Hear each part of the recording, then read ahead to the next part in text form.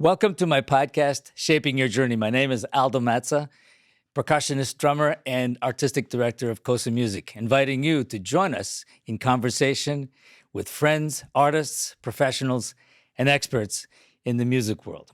Today, I have the wonderful and unique opportunity to have two great visionaries.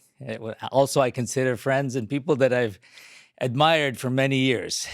John Good and Don Lombardi from the great DW team. Welcome and thank you. Thank you. Thank you. Listen, before we get started, I can't have Aldo interviewing us with his arm on a conga drum without a little musical introduction. Can you give us like 4 bars there on the conga? Oh, sure I can.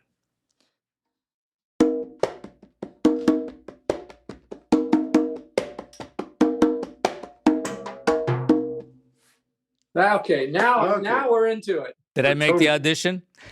That's perfect. And that's an LP, by the way. There you go. Thank God. Yay! Yes, but before we get into the shaping your journey, and it surely has been a really interesting one, for lack of a better word, because there's a lot of stuff. Talk to us one at a time. Let's start with you, John, and then Don, about the very beginning, even before you guys met. Like what, before the DW, before, what was that journey that took you to when you met? And then we can continue with that one. Well, before I met Don, I lived in Torino, Italy. I mean, I was really a favorite son. My father sent me to school in Switzerland. Everything was fantastic. I love Europe and all this stuff. But then we moved back to Michigan in the United States, and I found myself wanting to go to Los Angeles, and I don't really know why. I was chasing some kind of dream. Thank you, sweetheart. And it turns out I convinced my father to buy me a motorcycle. And Nice. It was a Honda 450 or something like that. Which he gave me a ride on once. Damn near killed me. I'll get to that later. Yeah, but I just did. I gunned it too fast, and I thought, is he still there behind? I'm going over a speed bump. We'll get to that later. Anyway, so dig this. He says, "Do you know how to ride a motorcycle?" And I didn't know, but I figured it out.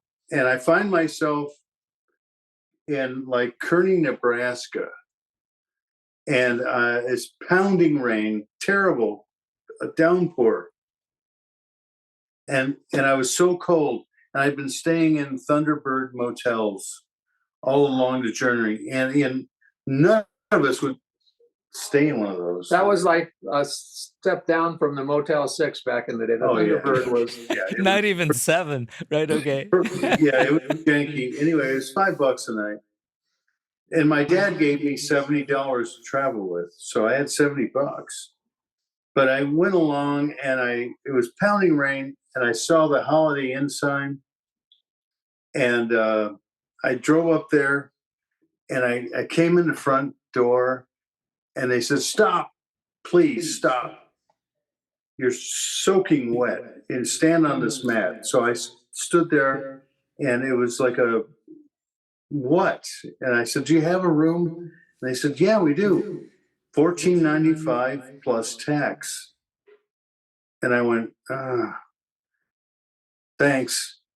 And then walked back out, got on my motorcycle, and it's soaking wet and cold, and went underneath one of those freeway underpasses and spent the night.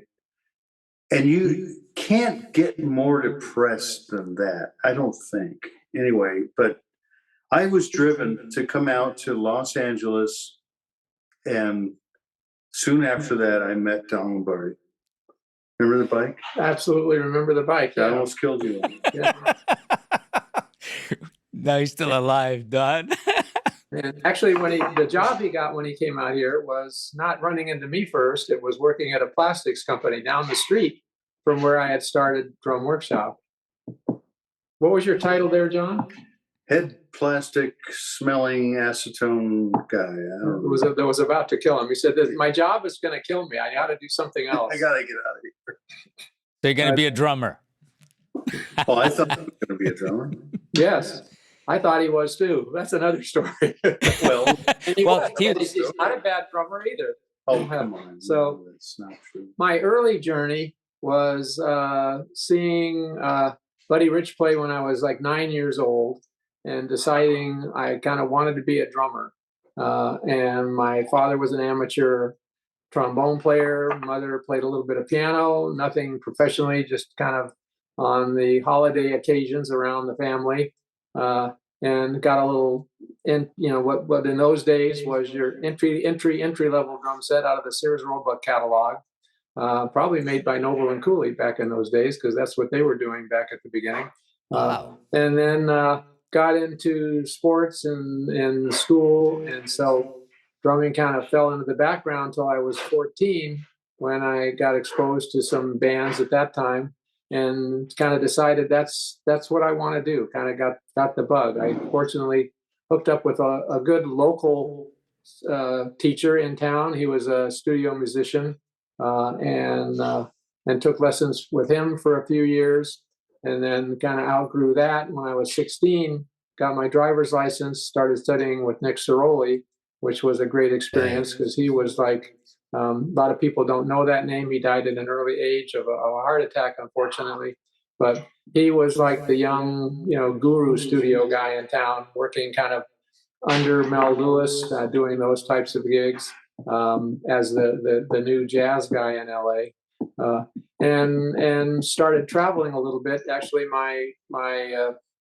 my senior summer in high school, went to Las Vegas in a show band, which was supposed to be for 6 weeks. They extended it for 2 more, which meant I had to miss my first 2 weeks coming back to high school. My parents were panicked that I was not going to finish high school. I was just going to stay on the road, but I did come back, and started teaching pretty much at 17, 18 years old at a local music store, where I had took lessons when I was 9, back at the very beginning. Was that Dick Charles?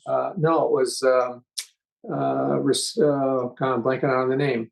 And Dick Charles is where I taught much later. Baxter Northrop music store, which was in the Valley, where Steve Perkins took lessons too. Oh, We have all kinds of trivia here as we're remembering. As you go through these stories, you remember all these things as they come back.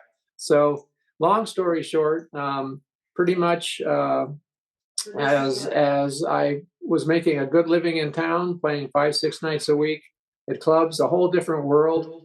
Recently told a couple of young drummers of my club experience.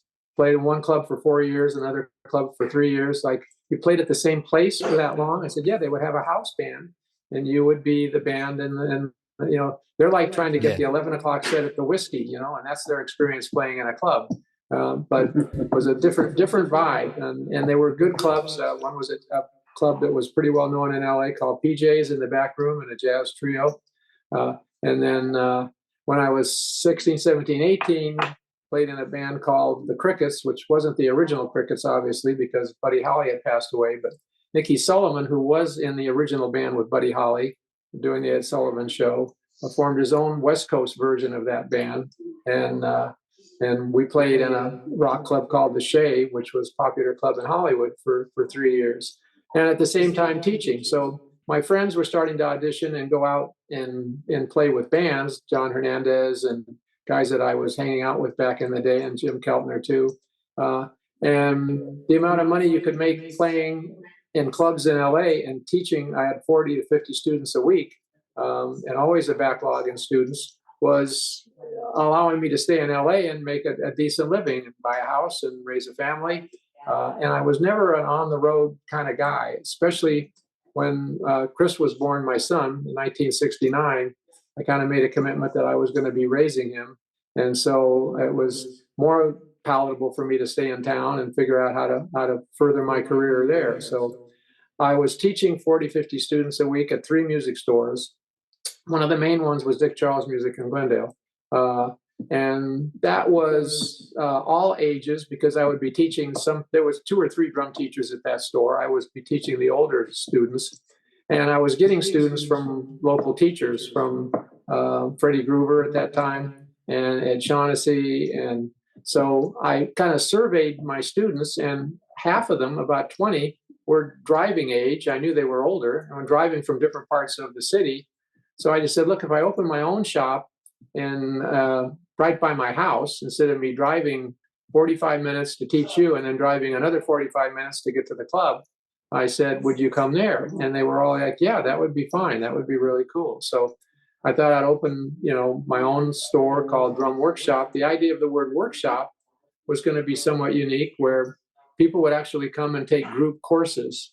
So we did private instruction. I had myself and a couple of other friends that were giving private lessons to local residents of the area and older students that would be driving there. And then I had Freddie come out, Shelley, Eric Kotler. Once a month, we'd have these name drummers come out and have 8 or 10 of our students get together and kind of hang out with them. So, but I learned my first business lesson doing that. When you're teaching at a music store, you're paying rent, or you're paying for the space when you're there teaching, the days that you're actually there.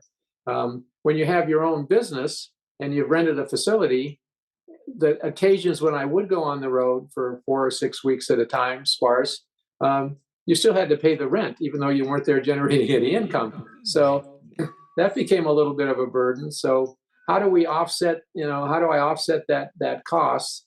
And I had an invention, which was an adjustable trap case seat, which was something we did before we ever got into Campco and just before I actually met John.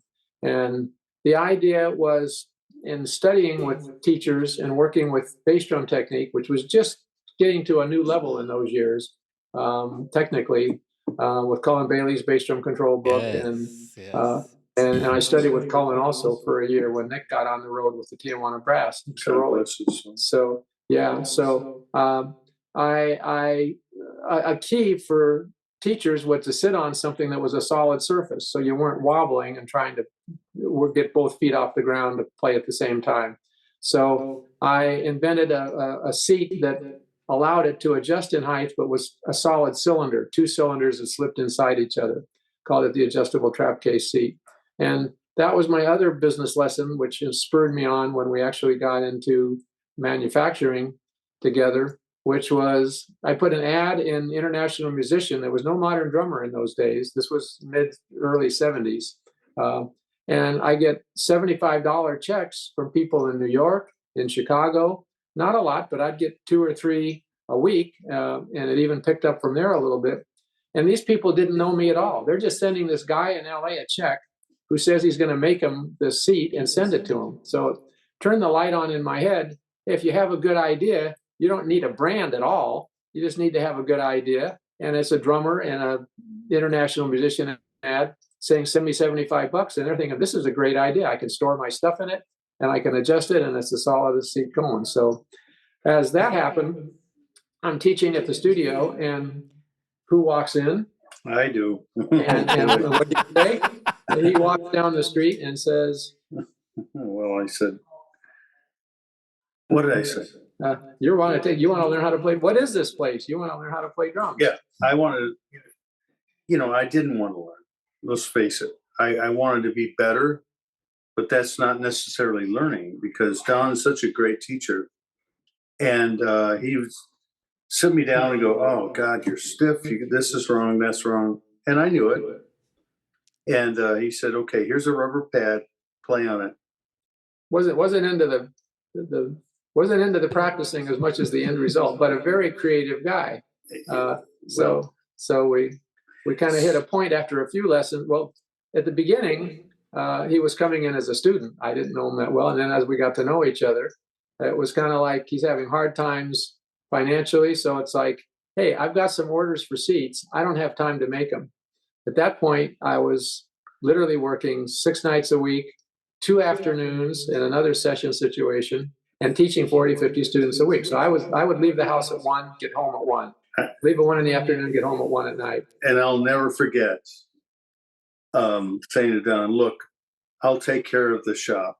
Don't worry about it. And I went home one night and came back the next morning, and the front door was wide open. I was going, Forgot to I lock the did door. that. Anyway, so Fortunately, there was not much there to sell. It still exists there. It's a nail salon at this point. It's like less than the size of a single car garage space that John went in and actually put some walls up. I didn't know he was that clever in construction, and built two little practice studios in it. But when I got to the point where I was getting orders for these seats, I said, John, why don't you just make the seats? And I'll help as much as I can. And we had a little bit of a manufacturing going. We opened it as a little bit of a store, retail store, brought in a couple of drum sets. And then one of my students' fathers, as you know the story probably, walked in one day. He was the owner of Camco, which was a very small custom drum company. Long story how he ended up owning that, but it wasn't a labor of love for him. It was a business decision. He had bought it from Custom Electronics after they'd got it from John Rashawn, after they got it from George Way, going back really quick through decades of history. But yes, he owned it, and he said that he had the opportunity. He told me when he came to pick up his son to become the president of Roland US. They were going to set up distribution in the United States. So he was going to sell this Camco drum company, and he had a buyer, which was Hoshino Tama in Japan, but they didn't want any of the tooling dies or this 20, 30-year-old tooling dies and molds that made the pedals and the lugs and the hoops and everything. So he said, would you be interested in buying all of the tooling dies and molds that actually make the drums? You can't use the name because I'm going to sell the name to somebody else, but I know you've got this manufacturing thing going. You're making these seats. That's kind of cool. You're kind of an inventive guy. So if you're interested in it, I'll ask them about, me not selling them the whole company because I'm just going to throw this stuff away anyway. So I said, let me think about it for about a day. And then it's like the key to our success for the last 50 years is the bass drum pedal. And that's the main thing that was interesting to me because all the guys used that pedal. It was like the 5000, the Camco 5000 model pedal. So it was the jazz, really nice, fast, good technique pedal. It wasn't holding up for the rock guys in the 70s. So that's the first thing we had to do was improve it. But basically said, yes, we'd like to buy the tooling dies and molds. I was working at a club called Sherry's, actually, on the Sunset Strip at that point with a quartet. I went to the leader of the band, Paul Real, and I just said, hey, I got to come up with $10,000 by Friday to make a down payment.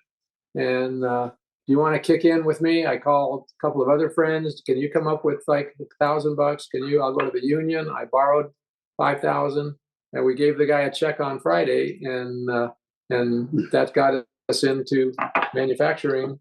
He drove up with a brand new Mercedes. Yeah, the guy who I gave the money. That's all it meant to him. Not me, the person that. Yeah, it was. Nice. I learned there's a whole other. I'm scrounging peanuts in order to come up with the money, and so he can buy a Mercedes. There's a whole other world out there in investing. So that's how we got into manufacturing together. That kind of brings us up to date when we joined forces. So that was the original pedal that you were making, and I have a question on that. The pedal, the baseboard of the Camco pedal, and I happen to have. I'll show you in a minute. I happen to have a couple of them, of the originals, but also the shells. I mean, Camco was a great company. I mean, they were making some really interesting things. But what you guys did was like take it to the whole other level, right? Because you did the chain pedal. Yeah, the Camco pedal had a leather strap. We immediately changed it to a nylon, which is actually polypropylene, a strap that wouldn't stretch out so fast, because that was like an obvious improvement that had to be made. John reminded me of a good story that Jim Keltner had at one point, because the leather strap would stretch. Yes. And it would allow the footboard would hit the wing screw. So and it sounded like, wow, what great attack on that bass drum. Yeah, so at one point they actually put it that way because it gave a little extra snap to the bass drum, even though the pedal was broken. You're hitting the screw underneath. So one of the things that encouraged me to go ahead and make this purchase was seeing Elvin Jones play a Camco pedal with a chain and sprocket on it. And that was an adaptation that was done on the Camco pedal by Pro Percussion in New York. Frank Frank Ippolito's shop. Yes. And Frank Ippolito had working at his shop Al Duffy doing repairs at Pro Percussion. Al Duffy was repairing a timpani, which has a chain and a sprocket on it, and just had the idea, hey, what would happen if I went down to the hardware store, bought a little sprocket and put a chain on it and put it on a pedal? And he went to the owner of the store, Frank Ippolito, and said, hey, here's what I've got. I think this is a cool idea. Frank pretty much said, I've got the money, you got the idea, we'll both go in and let's get this patented. So they were buying Camco nylon strap pedals, taking off the strap, taking off the cam, putting on a sprocket and a chain. So when we bought it, my initial call was to Frank to say, hey, instead of you just doing that for your local customers in New York, let us make it and we'll take it, nationally and worldwide. We'll make it a chain drive pedal, which is a whole other story as to why it took so long in order for us to accomplish that negotiation with the pro shop. But eventually we got the patent rights to make a chain drive pedal. That was a major improvement in terms of the design, but then we made 10 other improvements too: the rocker, the spring, the ball bearings, the ball bearing ends. Let me just throw something in. Like, for those who don't know Frank Ippolito, he was a whole staple in New York. I'm saying this because while I was studying in Montreal at university, I used to go to New York to study every month. So I was studying with all kinds of people, which led me to, I was hanging out with Steve Gadd. He would take me to sessions way back then. And, I met all of those people and I was meeting them because my original idea, like you, John, was I wanted to be a studio musician, which I eventually did a lot of, but in New York. And then because of the weather, because I don't do the weather really well, born in Calabria, Italy, southern Italy, I said California, Los Angeles. So that was my goal. I landed in LA just for work here and there, but that never really worked out. But in New York, Frank Ippolito was like the guy, right? So I would buy all my things there. I had bought my first set of congas there, and I have... There you go. Oh my! 2 of these. I think I made that pedal. That's the original Camco. Yes. With the nylon sprocket on it, right? No, that's the... that's the chain and sprocket, the chain, yes. And I have 2 of them. I still use them. I mean, not all the time, but they still work really well. So I thought you would enjoy that. Yes. They get better with age, just like all of us. Yes. I wanted to talk to you about that.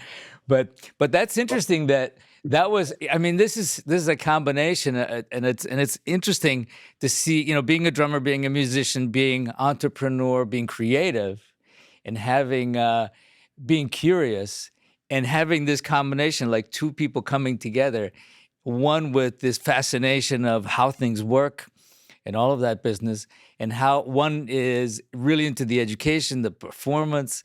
I mean, that's huge. That's huge. And then what happened once you got the pedal going and you're improving that?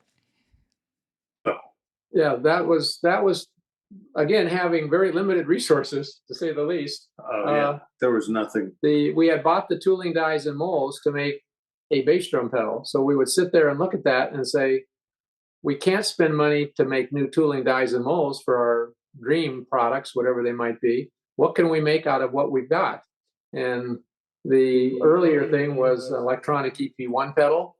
We made a triggering pedal because electronics were so big back in those days with Simmons. Then the obvious one was the double pedal. That kind of took us from struggling, borrowing money, trying to make ends meet every month, which was through 79, 80, 81. When we hit the double pedal, we actually became a business. We actually had some profit. We could invest. We could look at things we wanted to do. Yeah, we had some employees, and we were the first company to come out with a double pedal that actually worked. They had been ones before us. The Zelmer Twin was one that was a spring that didn't practically work at all for drummers. It was more of a gimmick. It was And there was the speedometer cable. Yeah, the Slashman. I think it was the Slashman. Yeah. The Slashman from Australia, right? Yeah, Yeah, right, which was one. two Very inventive. pedals on each side of one bass drum. It wasn't really Yes. set up that well, so your kit was set up a little bit funny. So the double pedal was interesting to me because as much as in the 70s and double bass drum was really popular, if you could offer the average drummer a way to do double bass drum technique without having to buy a second bass drum, that would be huge. Plus, the idea of the design of the double pedal wasn't for the train wreck at the end of the song, although it's impressive to use it that way because you sound like you're doing a whole lot more than you actually be doing on a single bass drum kit. Hopefully, the way Keltner and a lot of musicians use it is in a musical context where you're playing more staccato that way than legato, where you'd be playing two notes with one foot. So the double pedal, though, was something that we were surprised as we put it out, just looking at where the competition was going to be. And it took them years to really understand how important a part of a drummer's vocabulary that was going to be. So and the thing that you would do is you'd send me out because we didn't have a lot of capital to keep going. Yeah, John got popular really quick dealing with all these artists. Started working with, in the studio and fixing people's drums and all this stuff. And they said, "Well, can you come on the road?" So I go on the road. I mean, for $400 a week. I mean, how can you turn that down? Yeah, well, it was not easy to turn down because I was paying him $75. So it was like, Don, I can stay here for $75 or I can go on the road and make $450. I said, this is a great way for us to test things. Test stuff.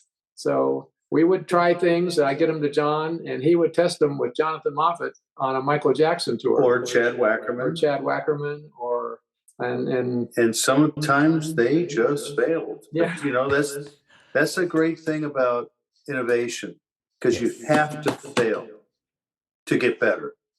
And if you don't fail, you think everything's fine. Yeah. But we failed a few times. Yeah, and things got a whole lot better. Yep. And I think a key I learned at an early age is if you do fail, don't spend 1 minute being pissed off that you failed. Just immediately try something else, try to solve the problem, see what happens, see what you can do next. And we went back and forth, not only in the hardware area, but in the drum area too. I mean, that was a whole other world. We took what Camco was, which was the original shell construction, which is what made our drums sound so great back at that point in time. Along with, I think Remo is the one who mentioned this to me early on because he was a mentor for me getting into business at the beginning. My first meeting with him was like, should I buy this Camco tool and dies and molds? Do I know what the heck I'm doing? I mean, I've got another career kind of going here. And he was very encouraging because he thought where the world was at that point. The drum companies we grew up with, Ludwig, Slingerland, Rogers, had all kind of fallen in the hands of larger corporations. And they didn't have the entrepreneurial spirit that they did. The foreign competition were, looking at dominating the American industry on price, not so much quality and innovation. So there really wasn't an American custom drum company back in the because they were all kind of bought up. Yeah, we kind of fill that gap. So and we didn't really know it entirely. Right. No, but we started to build things that were driven by innovation and the ability to tune drums, which is a different approach. They're not just Christmas ornaments you hang on a tree.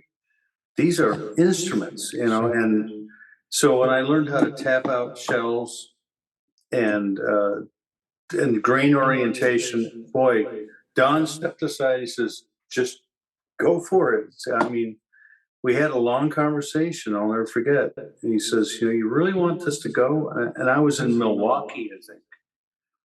And Don said, because I was still on the road with Michael Jackson or something like that. I know Madonna. I think you were going to do the next Madonna tour. And Don said, you know what? Come home. No, I was with Elton John. Okay. And Elton said, Notice how he just drops these major names out. No, I'm not name dropping. I'm very impressed. That's who I worked for. That's right. But anyway, they said, just give him $100,000. They didn't want John to leave.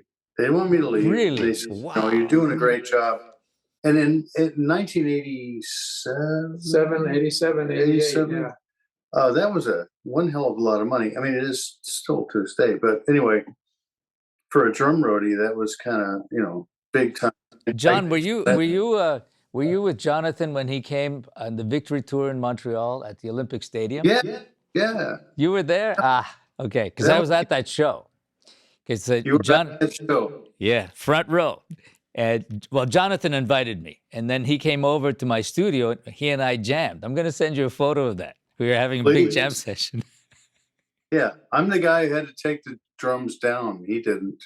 Of course. Anyway, so it turns out that through all this time and some struggles, I learned what goes up, what goes down, how to make it last. And I was doing my part. And little did I know, and little did Don know, really, that we were molding things to be the best that drummers could, I mean, as far as we could make the best for drummers and to find solutions for them. And during the 80s, we were still primarily a hardware company. We added to the hardware line with the hi-hats, cymbal stands, the dog bone. There's a lot of things we did that were innovative. Probably about 30 patents we got that separated us from the competition. Something that we, still very proud of. We have patents pending today. There's always something new that you need to. You can't sit back on your laurels. There's always music is changing. You have to keep up with not only those times, but you have to keep up with now the technical side of where the world is going. Another whole subject for us we can get into a little bit later.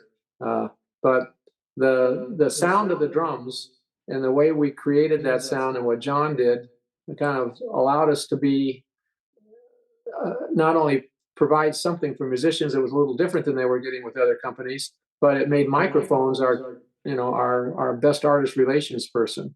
We got drums into studios where the engineers would want to have them in, and I'd get calls from artists. At one point, it was almost weekly. Hey, I did a session here. I didn't know you guys made drums. Hey, I did a session there. I didn't know you guys made drums. Hey, what's going on there? So they all had endorsements because they all had endorsement deals, and competitive companies, that's part of their financial model. They have budgets to pay artists, which we've never done. So it was just like they would have a DW kit as they would have a Gretsch kit often as kind of their back room kits that they would use in certain studio environments and situations, like Jeff Porcaro did with his Gretsch drums through his career, as opposed to, the endorsed drum product. But it was when John references the conversation we had, one of the pivotal moments for the company was when Tommy Lee was using a pedal. He came out and to pick up his pedal and get some work done on it. And there was a drum set that was set up. We didn't have a showroom or anything. It was just set up. I think John had just tuned it. It was in a little loft office he had upstairs. You couldn't even stand up straight when you went up there. No. There was an illegal second floor. But he went up and played on it for hours. I mean, literally 2 hours or more. And he came down. He said, I've never heard drums that sound like that. And I'm like, well, the Ludwigs, the Slingerlands. But then it dawned on me, he's 19 or 20 years old. His first drum set was an imported kit. So he's growing up hearing a certain way drums sound. He never heard the way the old classical drum sounded, which is what we were bringing back again. And then, even taking from there. So he said he wanted to record on that drum set. He's got to use it for the Dr. Feelgood album. And he bought it. And I've got his check hanging still in my office. I think it was $1,900. And he went up there and used it on the album. Nobody knew that. We didn't get credit for it. Then a couple of years, about a year later, I guess he came back and his manager called and said he would like to endorse the company. So that was interesting for us because it made us popular in that genre. But don't forget the Moscow Peace Festival. There's that part of the story too.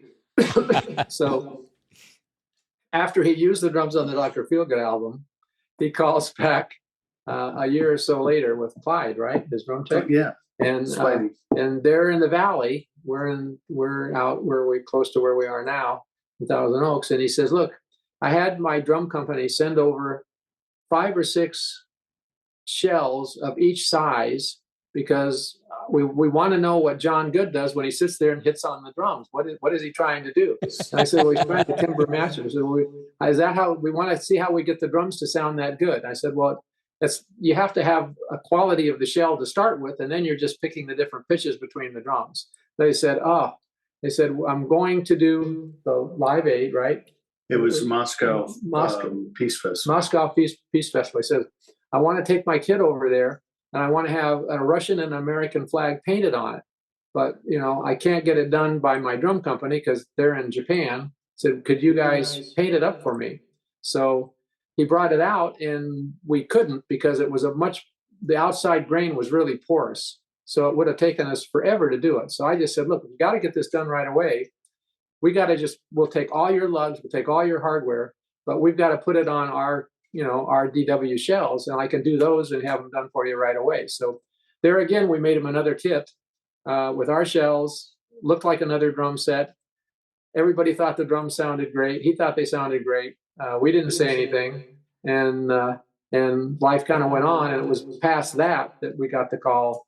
He says, "Why don't I just play these? Why don't I just play the drums?" And it was him and his management leaving a nice business relationship they had with that company financially to come and play our drums with no business relationship at all. But at that point, he was excited, and his management was excited that he was happy to play something that he really was inspired by. And John hears that, and that's probably the most inspirational thing to us, I think, when a guy comes and says, hey, I just got my new kit and we just got a call in the last day, and it just, it inspires me to do things that I just weren't doing before, musically. Yeah. I mean, I was sitting here last night because I own and operate the Church of Monday Night Football. And I have a congregation and they come here every Monday night.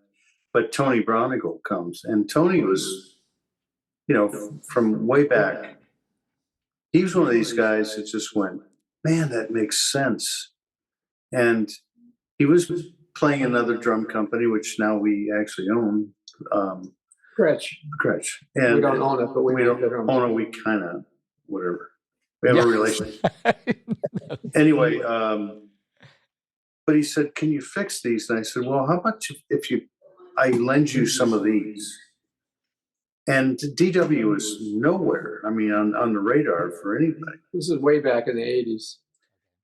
Late 70s. Late 70s, might have been 79. And I think we were in Newbury Park, so it had to be 80. Anyway, so he went out and played these drums. And he came back and he says, I'm never leaving this place. I'm never leaving this place. And all these years later, to have a guy sitting in the chair I'm sitting in right now last night, thanking me again and again and again for all the records he's made with those drums. And he says, I'm always so secure going in the studio. If you don't know who Tony Bronigal is, you really need to find out. He's a historian. If, sometimes if you want something laid back, you call Jim Keltner in this town in LA. If you want something on top, you would call Garibaldi, and he's like, incredible. But if you want a Texas shuffle, the only guy you're gonna call is Tony Bronigal. Very true. He's a shuffle master. Oh man, he's incredible. Check him out, young kids out there. Yeah, please do. But here's something, John, and I'm throwing flowers at you just because you deserve it. Well, both of you. But I won't mention names just out of respect. But there was an artist who I knew very well, and I actually worked with him, and he did a video, and he had just switched to DW, and this new video, and I'm looking at him and says, oh, he switched. He's playing DWs. Great player. And I'm listening to him, and I said, all these years, it was like listening to him through a filter. Oh, nice. That's very sweet. I'm dead serious, okay? That's a beautiful compliment. all of a sudden, like you heard what he was hearing. You Are know you what I'm talking saying? about? Are you talking about Neil? No, I'm not talking about Neil. It was somebody else. We'll talk Okay. about Neil after, but I don't want to mention names just because I don't want to put people on the spot. But I do want to give you the compliment because all of a sudden, I mean, he was a great player and there was never any issue.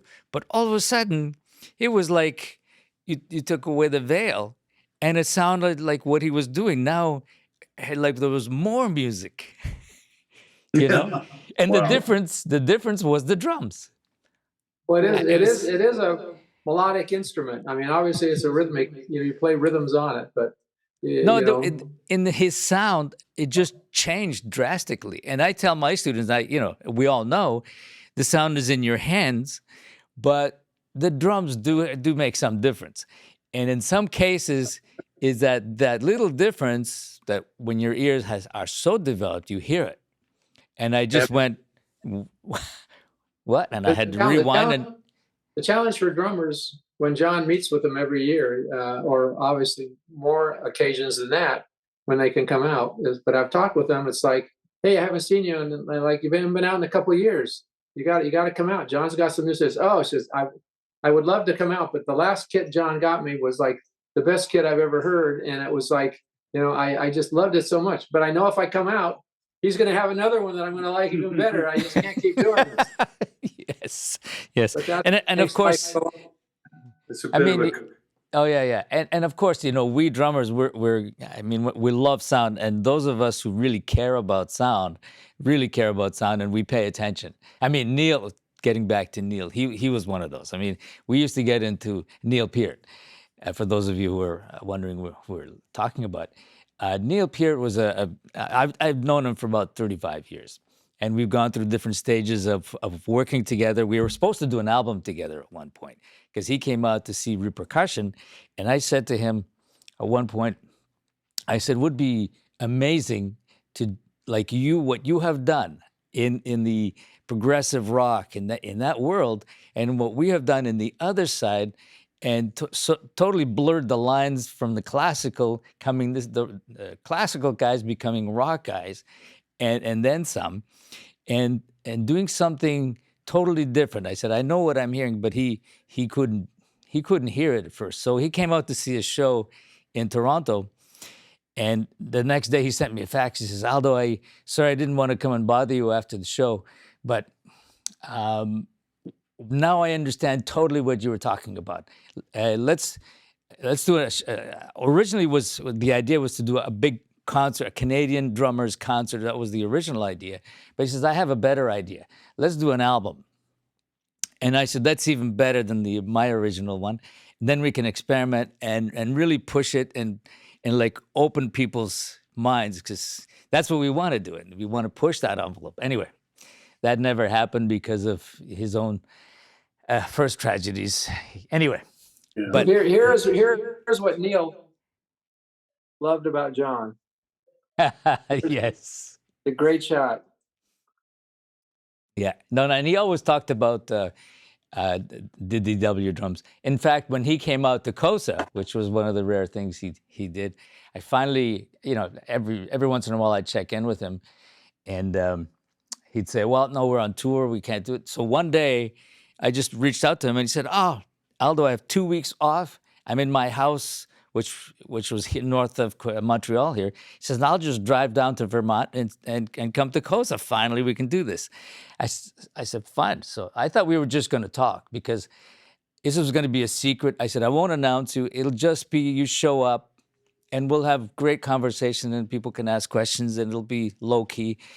What a surprise. Oh, man. And then all of a sudden he calls me back and he says, no, Aldo, let's play. I said, okay.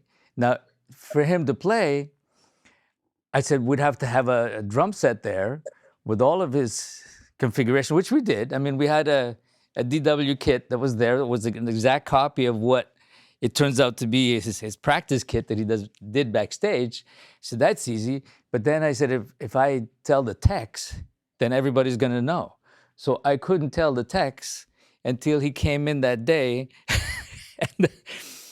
And he just walks in. He and we rehearsed. I prepared everybody who was going to be playing, and I couldn't tell them who it was, and everybody was trying to guess.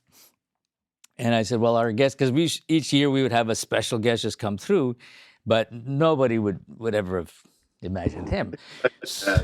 So when he walked, where you live, I mean, that's a homecoming, Well, this was in Vermont, though, right? It's up there, close to. Yes, yeah, of course. But here's the funny thing: he came in a half hour early so that we could just talk through what we might do. I said, here's what it is, and then the guys at Hudson, he says, well, let's get the guys at Hudson involved because I'm just finishing up my video, and maybe we could use some of this for that. I said, okay. So then I had to get a film crew. I said, because if we get a film crew, then they're going to suspect it's going to be. So it just so happened that there was a Vermont public radio, public TV that was doing a show on COSA that year. So I said, rather than hire a separate crew, we'll have them and it'll be seamless. They'll film what they have to do for their show. But I said, in this, we'll engage you separately, but nobody will pay attention because you've been here all week filming. so then the guys, Robin Wallace from Hudson Music were there, and we did this whole thing, and it lasted over an hour where we talked and we played, and it was all improvised. And he had just gotten so comfortable about improvising that Neil was amazing because he would always say to me, I says, I hate people like you because you can do all of these things and I can't. I said, are you kidding? You have done things that most people only dream of. Because he was a classical-minded percussionist. He would orchestrate things to finesse and to no end. It was amazing. Anyway, when it was over, we filmed, and I remember the guys at Hudson said, we can't put this in that video. He's already got 3 hours. This is another hour that should be a standalone. It's not going to work. So then we said, okay, so then let's leave it and we'll finish it another time. So then Neil gets back to me and he says, I love that. We should do this again. So I said, okay, have you ever been to Cuba? He said, no, I haven't been to Cuba. That's how we finished that shooting. We could do the rest of it in Cuba, and you could be the student that, your project of being the student of drums, that's perfect. You come there for the Cubans, they know who you are, and they love what you do, but you can be the student here, and it would be perfect. He loved the idea, so then I went to, when they recorded their last album, he invited me to the studio in Toronto to make plans for it.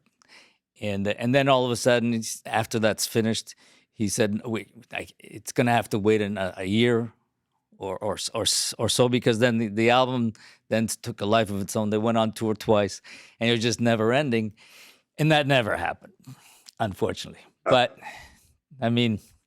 but he always the drums. He says, "Do you have the drums?" I said, "Of course, I have your drums here.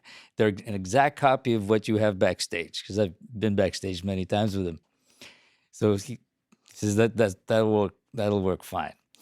But moving forward, enough about Neil. Neil, of course, he did great things. But the great things is, John, if you could talk about the singing forest, talking about banging on shells. Well, how about trees? Yeah, trees. This was the singing forest. I had these gentlemen that approached me to build speaker cabinets from JBL. And because I had all these exotic woods, which, Don always goes, "You're buying another tree? Come on." By the way, this morning, I know. Another tree? Not another tree. No, but this is a great koa tree. Anyway, so Don goes, "Oh God." And so I'm doing this and I'm making these, I think, beautiful drums. And these guys wanted to put this, they didn't want to go searching for the wood. They just wanted to buy it from me. Then they wanted me to build these boxes, which are speaker cabinets. And I went, wait, no.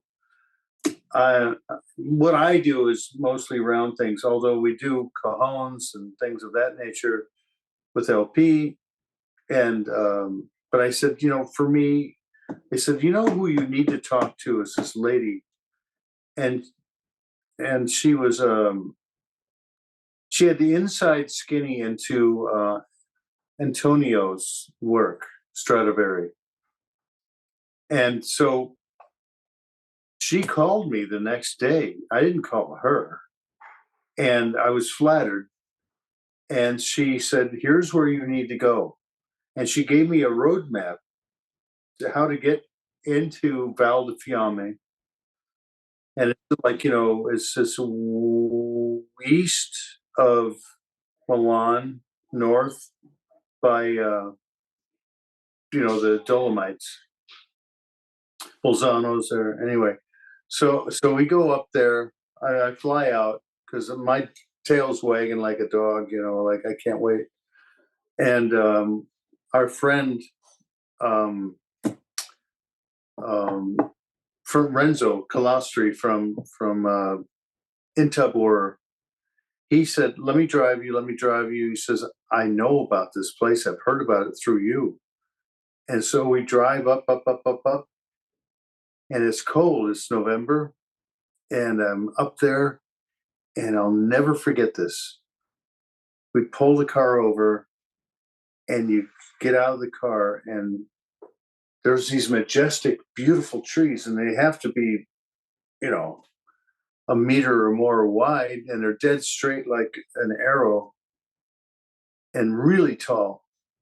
And there's a whole forest of them. And he goes, would you tap on these trees? I said, really? He says, no, that's what you do. That's what Antonio Stradivari did. And so I said, give me the hammer. And he goes, Giovanni, I forgot the hammer. So I'm going, damn it, man. I came all the way from LA. Anyway, he says, no, aspetto, un momento. He opens up his trunk, and he comes out with a tire iron. Yeah. And so that's what I had. And I cleared a little spot, and I hit the first one, and I went, boom, like hitting your hand. Nothing really. So my face kind of went down to a sad face. He says, no, Giovanni, vieni qui. So I go over there, and I hit the next one, and then this huge, beautiful, majestic, living creature goes, boom. I mean, it's just, it was like a symphony. And it was just this living thing. And that's what Antonio said, there are violins in those trees. And so I took that concept, and my God, that really, we had them turned in Slovenia, and I went through the whole process, which I love to do, and got it all back to America. And that was a great project. And there's a film of this that you could see at dw.com. This is called the what's it called? The Stradivari Forest? Yeah, I think Stradivarius Forest. Yeah. Yeah. Anyway, it was an incredible experience. It changed my life so much when I heard this tree react that I thought to myself, there is a Santa Claus, the Easter Bunny, all of them are for real. You can believe in anything. And nature is so beautiful, and that sound is so fantastic. And for anyone out there who has one of these drum kits, I'm proud of you, and don't ever let it go. Yeah. And I mean, the nice thing to see is somebody who is so passionate about, we always use the word passionate, but we are like, and you certainly are passionate about this thing, and you have to be to create something beautiful. I remember studying African drumming, and we brought over people from Africa, West Africa, to work with us because we didn't have time with my group, Repercussion. We didn't have time to go over there between tours and stuff. So we brought people over here. And one of the really interesting things I learned was when this master drummer who was the soloist for the Ivory Coast um, dance company, or the number one guy, walks in and he's looking at the drums, and I said, well, what are you doing? He says, I'm looking for life. Looking for life. He says, well, these drums have been sitting here too long. You have to bring them back to life. I said, well, that's an interesting concept. So he started playing and playing all of them. And I kid you not, John, and you'll understand this. I mean, the same thing with the tree. Those things, you put life into them when you play them. Otherwise, they wilt and they become something else. But when they are instruments or instruments, I mean, they're alive. I mean, I They're saw the alive. difference. They can change your life. I saw the difference. Yeah. No, it's and to be so passionate about this stuff. I mean, that's how great things come, because you really believe it. I mean, you both of you, I mean, now you're celebrating your 50th anniversary, which is amazing. To be so tenacious, to be inventive, to be curious and never stopping. You won the race. Well, then there's the next one. There's the story of, making mistakes stuff. And I tell people who fall into the trap of looking behind and worrying about it, it says, you have to make those mistakes. For example, here's a burning house. There are two different people. One starts saying, oh my God, I've lost everything. What am I going to do? And self-destructive. I mean, they're getting nothing done. Whereas the other one is thinking, okay, I should have made it 2 floors, not 3 floors. The next one is going to be, they're already planning. They're already moving ahead. They've lived what it was. And then maybe something was wrong and it burnt down. Maybe not, but it doesn't matter. At that point, you are looking forward. Well, we try to. I mean, that's really more about in the most recent days. Yeah, you've always got to. And as a company grows, there's inherent walls that you hit, both from the standpoint of organizationally and financially, because we're not in the high tech world here. We're actually buying trees, veneering them.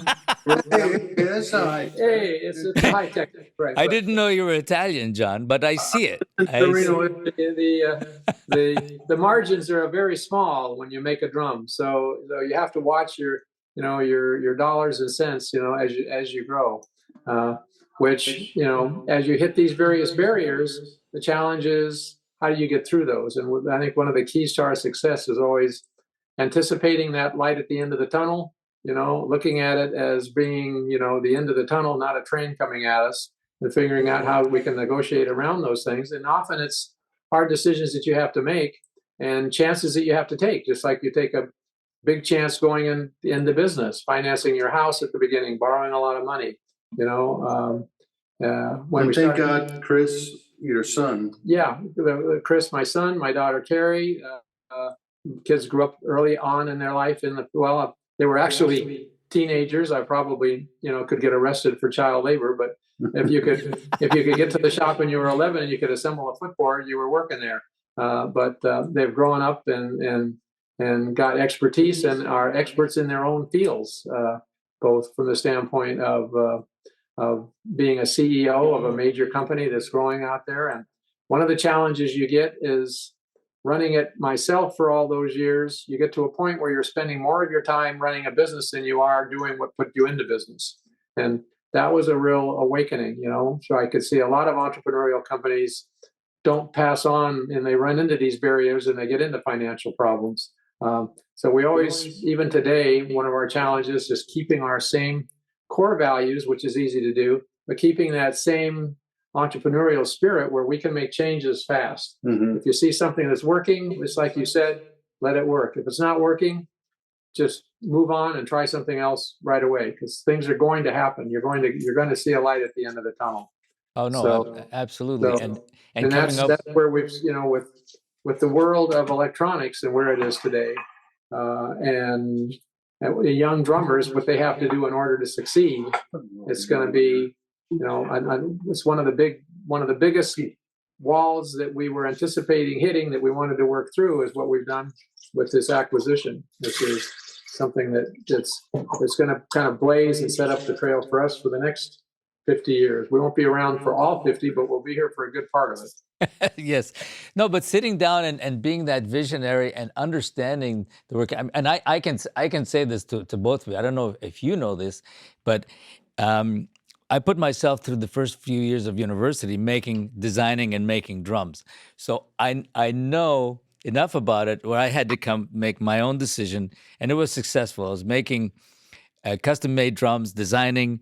I even worked with Ray Ayatman, who was making his first drums, helping him out with ideas, and we were throwing ideas. But I did make my own, and at one point it was succeeding, and I said, "Oh no! I have to. I want to learn to play, and I can get back to this later." And of course, I had the designs. I created all kinds of things. They're in plastic at the time because I wanted to make them clear so that people could see me. It's not a vain thing. I could never see anybody being so small. And also, I made them smaller. I made 18 by 18. This is in 1972. And I realized by making them longer, I can get that bottom that you can't with, if they're shallow at 14 that they used to make. So now, finally, I could look like, when you could see Ringo at his kid. Now I could see and I could be seen. But I mean, there's some other designs in there. So I'm always in awe of people who are, so obsessed with things and do things really well and go to the end of it. I never got back to that, but I have many designs and things that I've put in the shelf just because I wanted to play. Now I love to educate. I love to teach. I love to see things happen, and I love to see people make things happen. So you guys, to me, are like one of those models that you're just unstoppable, which is really nice. I feel the same way about him, don't you? Absolutely. I mean, you've done so much with your career, and it was not about you. It was really about education and awareness and furthering, the plight of the instruments, and the whole thing with going to Cuba and opening up those ears and those doors. So I commend you. I really do. Oh, thank you. I said at the beginning, you can't have you sitting with your elbow on a conga drum without having you play it a little bit. Yeah, right. That's the intro that I was looking for sure. Thank you, guys. It is an honor. I know education. I know we've talked a lot about Drum Channel, my pet project here too, and things that we can. Before you go on that, what made you? I mean, education is important. I mean, sharing what I know. I want everybody to know. I say I found a great thing here. You got to know about this. I've always felt that way. And then when you started Drum Channel, I said, "What? Why would they have such a great company and doing all of these things? Why would he do that?" And I said, "I'm glad he's doing that, and I hope he succeeds because it's important that we get that message across." And what made you decide to do that, John? Well, it was kind of a family discussion through the years. Drum Workshop started as a teaching studio. One of my big passions was education. It always has been, just being able to pass on information that either I've learned or being in such a fortunate situation of being able to know and become friends with and sit, a foot or two away from some of the best drummers in the world, hours on hours, watching them play. I was enthralled with hearing what they were doing as much as I were looking at how they were able to accomplish what they were doing with their bodies.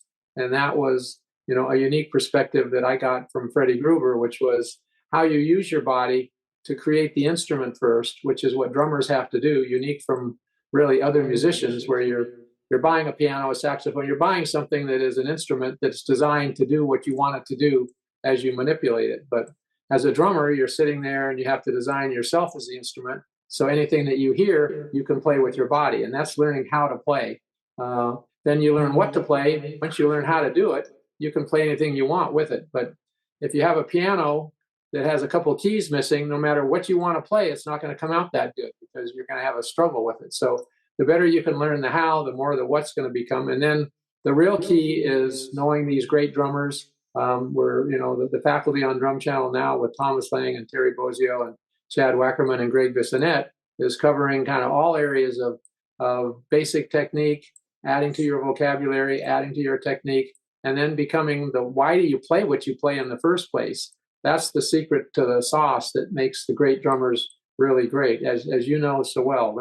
Learning what not to play, because it's so obviously easy to overplay, but learning why you use your vocabulary and why you use your technique to honor the music, and that all has to do with the main composition of those three elements. So all the legendary teachers, the Murray Spivak, the Freddie Gruber, the going back to Jim Chapin, Henry Adler, to memorialize. I mean, Jim Chapin does a 5-minute breakdown of the Moeller method on Drum Channel, and there's a lot of permutations of that by people understanding what he did or him showing them to it. But when he's in the middle of it, and I did this way before we even started Drum Channel, just grabbed a quick camera and took it into the showroom. And in the middle of it, when he says, when I studied with Sanford in the spring of 37, here's the guy that actually studied with the guy that is explaining what it is. So, to get to those roots, it just can't get any better. So as a manufacturing company, Ludwig had an educational division, which did probably more than others. They all did a little bit. Yes. But as the company grew, it kind of was like, it wasn't the core mission. I wanted the core mission of education to be just education, not being tied into endorsements with a specific company. Yes. So it's not a marketing idea, it's strictly an educational. So started something as a completely separate project, have through the years to date funded it myself year by year. And the idea is to create a vault of information, which we have now. Now we're going to be proceeding with that, taking it into more of an online school position. So I've got a whole new team of people that I'm working with, so we can take that information and how can we get it to young drummers today, or any drummer who wants to pursue his career and better it in any one of those areas. I think that's why the drumming community is so open and sharing, because I see the best drummers in the world coming together. I see Terry Bozio and Alex Acuna. I'm looking for them, and they're in a corner showing each other what they're doing. I mean, they're as excited to learn from each other as I would be to hear them talk about what they're doing. It's endless, the scope of information that a drummer needs in order to round out his career.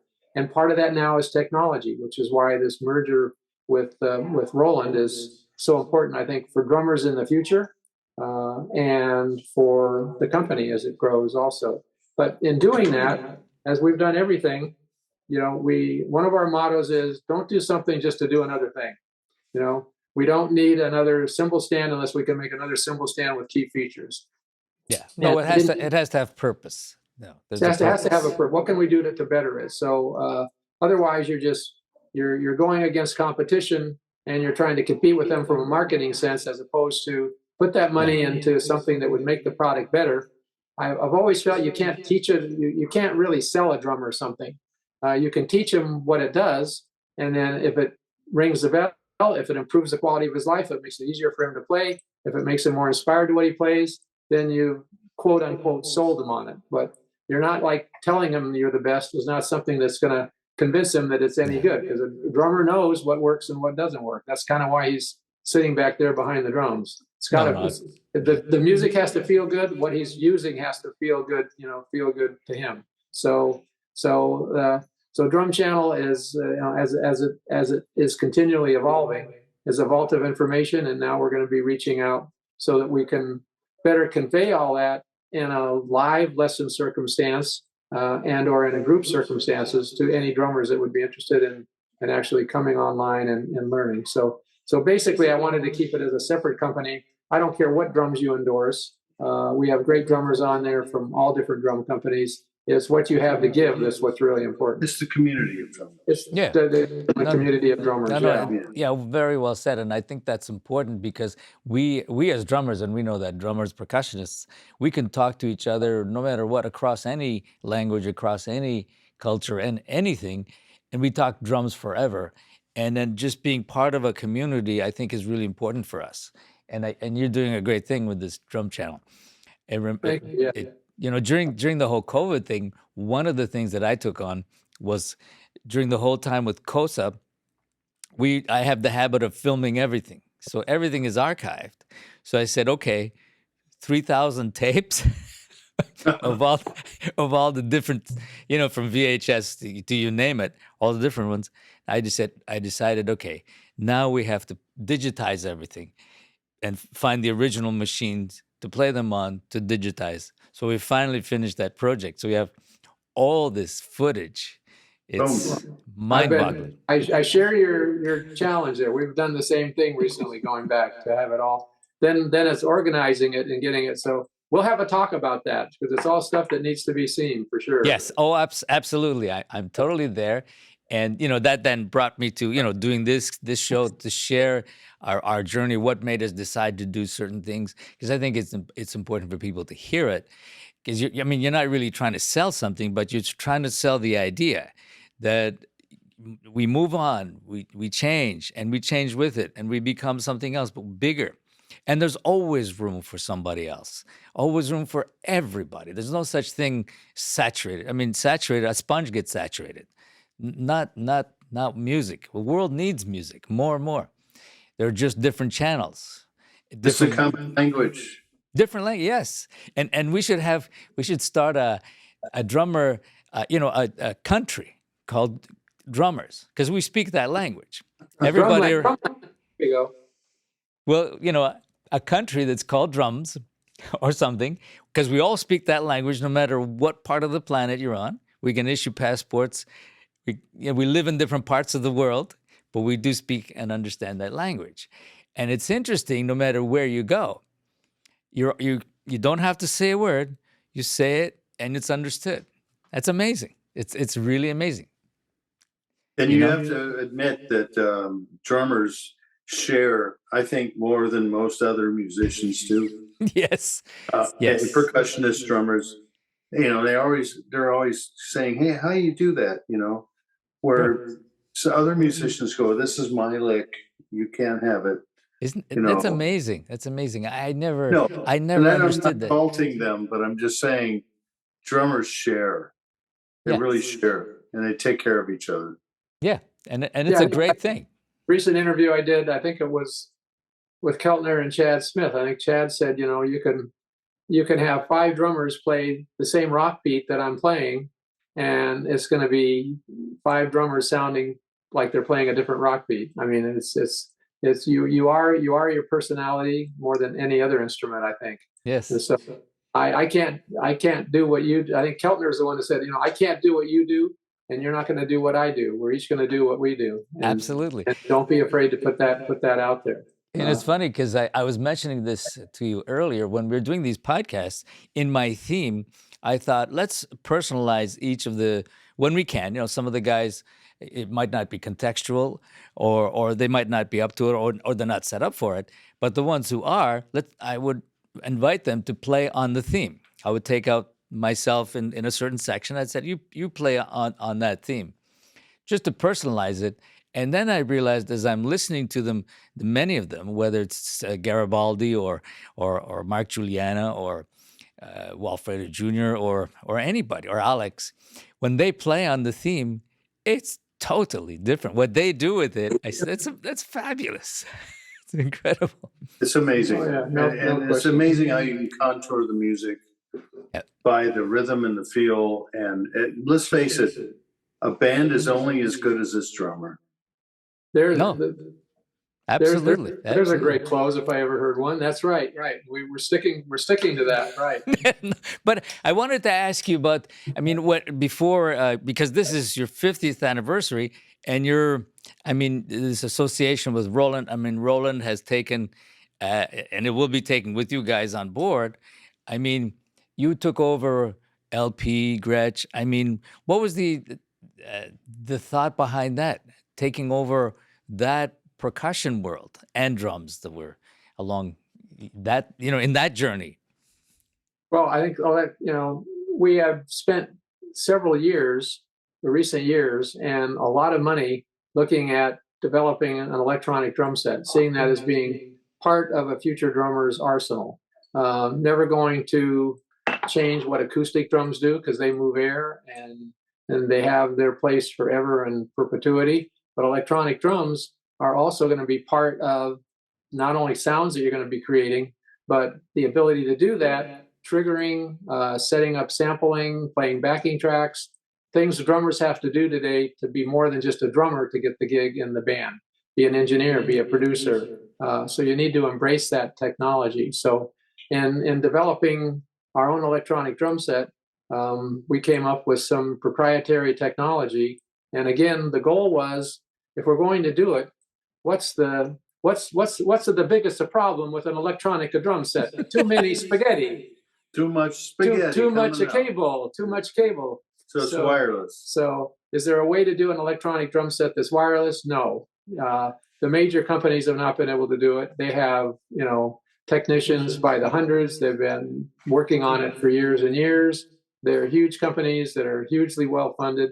And all of a sudden, out of the blue, here's this little acoustic drum company that has gotten bigger through the years, but brand new in electronics, never done anything before. And we've come out with a revolutionary way where you have no latency that's an issue at all. And you have a wireless electronic drum set that looks like drums, that can be converted into a regular drum set if you want. So it solved one of the biggest problems drummers have had. And now we're building off of that. So kind of to bring you more up to date and looking at that, we looked at the advantages of an acoustic drum set, the advantages of an electronic drum set being you're quiet, you can practice anywhere you want. We can give you something that would function as an acoustic kit for you, an electronic kit for you, use all your existing stands. It looks like a drum set. It sounds like a drum set. Then we've kind of gone past this next barrier where we don't want to be competing with somebody who is doing that, where you get a little bit of best of what they have, you get the best of what we have. By giving the best of what we have and sharing our technology with a company like Roland, they've been doing it for 50 years too. It's Roland's 50th year. So we've been doing acoustic for 50 years. They've been doing electronic for 50 years. Rather than build an electronic drum company over the next 50 years going head in head with the leader, let's come together with the leader and make this the best possible advantage for every drummer in the world. It's a great marriage. Which is great for us too. And they're a very large company too. So it helps us with a lot of initiatives that we have that we're working on. Yeah. Interesting. Wow.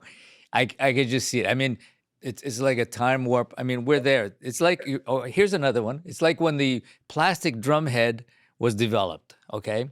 Everything happened at the same time. And then when that happened, everything else happened. The Beatles, plastic drum head, it just took off. And everybody played drums after that, right? Mm-hmm. We would have killed off a lot of cows if that didn't happen, right? I mean, it was fantastic. So this is great. Yeah, I'm hopeful the Beatles will land here again in some new form. But in any event, I think people are going to be more embracing music. It's the industry, especially from the drummer side of it. It's such a healthy thing to do in every aspect of your life, whether you want to become a professional or not. I mean, Drum Channel is for aspiring professionals, but it's also for people that have never played before. I'll get you playing a basic rock beat in 10 minutes. I'll guarantee you. You don't even need a drum set. Just together right, all together right. And then you can even do it with me. I can even get John to be playing drums. We'll go right back to the beginning. Go back to his first lesson. We'll be getting back there again too. So the question is, and where were we, right? Yeah. Although I've got a 12 too. I didn't want to. Yeah, no, but I did want to thank you so much for taking the time. I mean, we can go on for days and maybe we'll have another chance down the line. But I really want to thank you both for, first of all, creating what you did and still being there and joining me and sharing this with myself and all of us. That's a tremendous thing, and I thank you for it. Aldo, you're fantastic, and we've always supported you, and we love you. And to all your listeners out there, we really appreciate everything that everyone supports our industry. Check out your podcast regularly, and hey, play us out. Yes, we will. Okay. And Congo. Yes.